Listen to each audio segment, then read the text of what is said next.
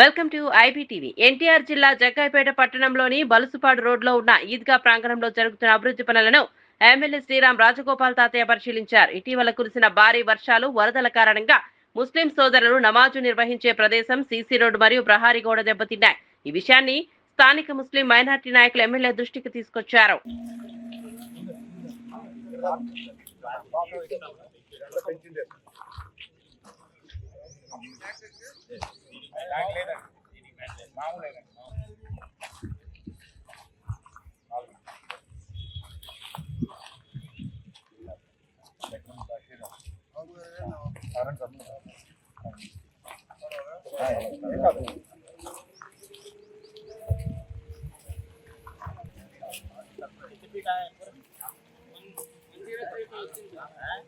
ఇది లెంత్ ఎంత పెట్టాము?